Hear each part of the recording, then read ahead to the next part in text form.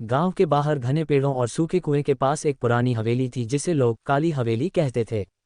दिन में भी वहां अजीब सा सन्नाटा छाया रहता था और रात होते ही कोई भी उस रास्ते से गुजरने की हिम्मत नहीं करता था।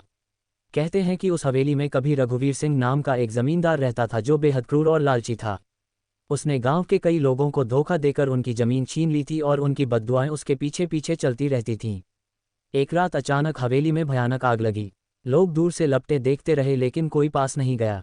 सुबह जब गांव वाले वहां पहुंचे तो उन्होंने देखा कि हवेली जली नहीं थी बल्कि पहले से भी ज्यादा काली और डरावनी हो चुकी थी। दीवारें जैसे धुएं से नहीं बल्कि किसी अंधेरे साए से ढकी हुई थीं।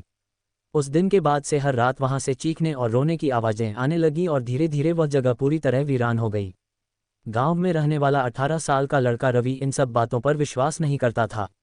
उसे लगता था कि यह सब लोगों की कल्पना है और डर फैलाने के लिए बनाई गई कहानियां हैं। एक दिन उसने अपने दोस्तों से कहा कि वह खुद जाकर इस हवेली का सच पता लगाएगा। दोस्तों ने उसे बहुत रोका। कुछ ने तो डर के मारे उसका साथ छोड़ दिया लेकिन रवि नहीं माना।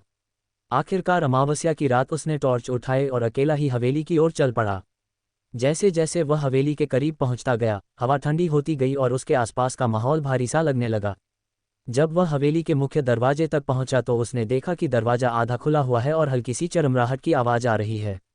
उसने धीरे से दरवाजा धक्का देकर खोला और अंदर कदम रखा। जैसे ही वह अंदर गया दरवाजा अपने आप जोर से बंद हो गया और पूरी हवेली में गूंजती आवाज फैल गई। रवि का दिल जोर जोर से धड़कने लगा लेकिन उसने खुद को संभाला और टॉर्च की रोशनी आगे बढ़ाई। अंदर चारों तरफ धूल जमी हुई थी। दीवारों पर अजीब काले निशान थे जैसे किसी ने नाखूनों से खरोंच डाले हों। अचानक ऊपर से कदमों की आवाज आने लगी, ठक ठक ठक। रवि ने खुद को समझाया कि शायद कोई जानवर होगा लेकिन तभी उसे साफ सुनाई दिया, रवि तुम आ गए। ये सुनकर उसके शरीर में सिहरन दौड़ गई क्योंकि उसका नाम वहां कोई कैसे जान सकता था। डर के बावजूद वह धीरे धीरे सीढ़ियां चढ़ने लगा। हर कदम के साथ आवाज और तेज होती जा रही थी। दूसरी मंजिल पर पहुंचते ही उसने देखा कि एक कमरा खुला हुआ है और उसके अंदर से हल्की लाल रोशनी आ रही है। वह सावधानी से कमरे के अंदर गया और जैसे ही उसने टॉर्च घुमाई उसकी नज़र दीवार पर पड़ी जहां खून से लिखा था, यहाँ से वापस जाओ। उसका गला सूख गया और हाथ कांपने लगे। तभी अचानक पीछे से किसी ने उसका कंधा पकड़ लिया। वह डर के मारे तुरंत पलटा लेकिन वहां कोई नहीं था। उसके कान के पास किसी की ठंडी सांस महसूस हुई और एक धीमी आवाज फुसफुसाई, तुम देर कर चुके हो। अब रवि का डर चरम पर था लेकिन उसी समय उसकी नज़र कमरे के कोने में रखे एक पुराने संदूक पर पड़ी। उसने हिम्मत जुटाई और संदूक खोला। अंदर एक पुरानी डायरी रखी थी जिसके पन्ने पीले पड़ चुके थे। उसने उसे उठाया और पढ़ना शुरू किया। मैं रघुवीर सिंह हूँ, अगर कोई यह पढ़ रहा है तो समझ लो कि मैं मर नहीं पाया हूँ। ये पढ़ते ही रवि के हाथ कांपने लगे। डायरी में लिखा था कि रघुवीर ने लोगों की आत्माओं को कैद करने के लिए काला जादू किया था लेकिन एक दिन वही आत्माएं उसके खिलाफ हो गईं और उसे जिंदा ही इस हवेली में कैद कर दिया। जैसे ही रवि ने डायरी बंद की कमरे का दरवाजा अपने आप बंद हो गया और अंदर अंधेरा छा गया। धीरे धीरे कमरे के बीच में एक काली परछाई बननी शुरू हुई। उसकी आंखें लाल थीं और चेहरा पूरी तरह जला हुआ था। वह धीरे धीरे रवि के करीब आए और भारी आवाज में बोली, मैं रघुवीर हूँ। रवि के पैरों ने जैसे काम करना बंद कर दिया था। वह न भाग सकता था न चिल्ला सकता था। अचानक वह परछाई हवा में गायब हो गई और पूरे कमरे में जोर जोर से हंसी गूंजने लगी। उसी पल हवेली की दीवारों से खून रिसने लगा और फर्श पर फैलने लगा। रवि घबराकर दरवाजे की ओर भागा लेकिन दरवाजा खुल नहीं रहा था। पीछे से वही आवाज फिर आई, अब तुम भी यहीं रहोगे। और तभी किसी अदृश्य शक्ति ने उसे पीछे खींच लिया। उसकी चीख हवेली की दीवारों में गूंजती रह गई और फिर सब कुछ शांत हो गया। अगली सुबह गांव वालों ने हवेली के बाहर रवि की टॉर्च पड़ी हुई देखी लेकिन रवि कभी वापस नहीं मिला और उस दिन के बाद से हवेली से एक और नई आवाज आने लगी, एक लड़के की जो हर रात मदद के लिए चिल्लाता था। भूत काली हवेली का रहस्य भाग 2। रवि के गायब होने के बाद पूरा गांव डर के साए में जीने लगा था लेकिन कोई भी सच्चाई जानने की हिम्मत नहीं कर पा रहा था। हर रात हवेली की दिशा से अब दो आवाजें आती थीं, एक भारी और डरावनी जो खुद को रघुवीर बताती थी और दूसरी एक युवा लड़के की जो दर्द से कराहते हुए मदद मांगता था। गांव के बुजुर्ग समझ चुके थे कि वह आवाज रवि की है लेकिन कोई भी उस हवेली के पास जाने को तैयार नहीं था। इसी गांव में अर्जुन नाम का एक लड़का रहता था जो रवि का सबसे करीबी दोस्त था। रवि के गायब होने के बाद से ही अर्जुन बेचैन था। उसे यकीन था कि रवि अभी जिंदा है और किसी मुसीबत में फंसा हुआ है। कई दिनों तक सोचने के बाद आखिरकार उसने फैसला किया कि वह अपने दोस्त को बचाने जाएगा चाहे कुछ भी हो जाए। गांव वालों ने उसे भी बहुत रोका लेकिन अर्जुन के इरादे अब पत्थर की तरह मजबूत हो चुके थे। एक रात जब आसमान में बादल छाए हुए थे और चारों तरफ अजीब सी खामोशी थी, अर्जुन एक रस्सी, टॉर्च और कुछ हनुमान चालीसा की किताब लेकर हवेली की ओर चल पड़ा।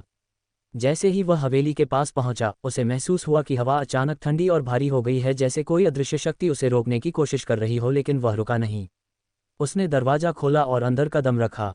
इस बार दरवाज़ा अपने आप बंद नहीं हुआ, बल्कि धीरे धीरे अपने आप चरमराते हुए बंद हुआ, जैसे कोई जानबूझकर उसे अंदर कैद कर रहा हो। अंदर घुसते ही अर्जुन को एक अजीब सी बदबू महसूस हुई, जैसे सड़ांध और धुएं का मिश्रण हो। उसने टॉर्च जलाए और आगे बढ़ा। तभी उसे दीवारों पर नए निशान दिखाई दिए, ताज़ा खून से बने हुए हाथों के निशान, जो जैसे किसी ने भागते हुए छोड़े हों।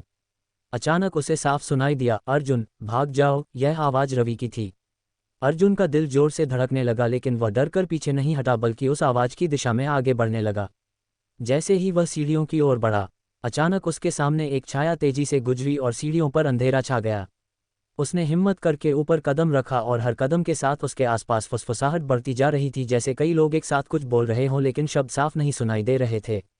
दूसरी मंजिल पर पहुंचते ही उसे वही कमरा दिखाई दिया जहां रवि गया था, लेकिन इस बार दरवाजा पूरी तरह खुला था और अंदर से तेज लाल रोशनी आ रही थी। अर्जुन जैसे ही अंदर गया, उसने देखा कि कमरे की दीवारों पर अब कई नाम लिखे हुए थे, गांव के उन लोगों के नाम जो सालों पहले गायब हो गए थे। अचानक कमरे के बीचों बीच जमीन फटने लगी और उसके अंदर से काले धुएं का गुबार उठने लगा। उसी धुएं में से धीरे धीरे एक आकृति बनी, रघुवीर सिंह की आत्मा। उसकी आंखें पहले से भी ज्यादा चमक रही थीं और उसके चेहरे पर एक डरावनी मुस्कान थी। उसने अर्जुन को देखते ही कहा, एक और आ गया, तुम लोग सीखते क्यों नहीं? अर्जुन ने कांपते हुए हनुमान चालीसा पढ़ना शुरू किया। जैसे ही उसने पहला दोहा पढ़ा, रघुवीर की आत्मा जोर से चीख उठी और पीछे हटने लगी, लेकिन तभी अचानक कमरे की दीवारों से कई काले साए निकलकर अर्जुन को घेरने लगे। वे सब वही आत्माएं थीं जिन्हें रघुवीर ने कैद किया था। वे दर्द में कराह रही थीं, लेकिन उनकी आंखों में एक अजीब सी चमक थी, जैसे वे किसी के नियंत्रण में हों। अर्जुन समझ गया कि यह आत्माएं खुद अपनी मर्जी से नहीं, बल्कि रघुवीर के काले जादू के कारण बंधी हुई हैं। तभी उसे रवि दिखाई दिया, कमरे के कोने में खड़ा हुआ।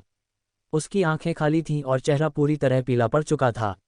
वह धीरे धीरे अर्जुन की ओर बढ़ा और बोला, भाग जाओ, मैं अब बच नहीं सकता। अर्जुन ने उसकी ओर बढ़ने की कोशिश की, लेकिन तभी जमीन से काले हाथ निकलकर उसके पैरों को पकड़ने लगे। वह गिर पड़ा और उसकी टॉर्च दूर जा गिरी। कमरे में अब सिर्फ लाल रोशनी और डरावनी हंसी गूंज रही थी। रघुवीर की आत्मा धीरे धीरे अर्जुन के पास आए और बोली, अब तुम भी यहीं रहोगे, हमेशा के लिए। तभी अर्जुन को याद आया कि डायरी में लिखा था कि रघुवीर की ताकत हवेली के अंदर छिपे एक रहस्यमयी ताबीज से जुड़ी है। उसने पूरी ताकत लगाकर खुद को छुड़ाया और कमरे के कोने में उस संदूक की ओर भागा। रघुवीर गुस्से में चिल्लाया और सारे साए अर्जुन की ओर झपट पड़े, लेकिन अर्जुन ने संदूक खोल दिया। अंदर वही पुरानी डायरी थी और उसके नीचे एक काला ताबीज रखा हुआ था जो हल्की हल्की चमक रहा था। जैसे ही अर्जुन ने ताबीज उठाया, पूरे कमरे में जोरदार कंपन होने लगा और दीवारों से खून बहना बंद हो गया। रघुवीर की आत्मा दर्द से तड़पने लगी और चीखकर बोली, नहीं, इसे मत छूना। अर्जुन ने पूरी हिम्मत जुटाकर ताबीज को जमीन पर फेंक दिया और उसे तोड़ने की कोशिश की। जैसे ही ताबीज में दरार पड़ी, हवेली में भयंकर तूफान जैसा माहौल बन गया और सारी आत्माएं जोर जोर से चिल्लाने लगीं। रवि भी दर्द से चीख उठा और उसके शरीर से काले धुएं निकलने लगे। रघुवीर की आवाज़ गूंजने लगी, अगर ये ताबीज टूट गया तो सब खत्म हो जाएगा। अर्जुन ने एक आखिरी जोर लगाया और ताबीज को पूरी तरह तोड़ दिया। उसी पल एक तेज रोशनी पूरे कमरे में फैल गई और सब कुछ सफ़ेद हो गया। कुछ पल बाद जब सब शांत हुआ तो अर्जुन जमीन पर पड़ा था और हवेली में सन्नाटा था। दीवारों पर कोई खून नहीं था, साए गायब हो चुके थे और हवा अब सामान्य थी। उसने धीरे से उठकर चारों तरफ देखा तो उसे रवि जमीन पर बेहोश मिला। अर्जुन ने उसे उठाया और किसी तरह उसे लेकर हवेली से बाहर निकल आया। अगले दिन जब गांव वालों ने उन्हें जिंदा देखा तो सब हैरान रह गए, लेकिन कहानी यहीं खत्म नहीं हुई, क्योंकि उसी रात जब अर्जुन सो रहा था, उसके कान में एक धीमी आवाज़ आई, मैं अभी खत्म नहीं हुआ, और उसकी खिड़की के बाहर एक काली परछाई खड़ी थी जिसकी आंखें लाल चमक रही थीं।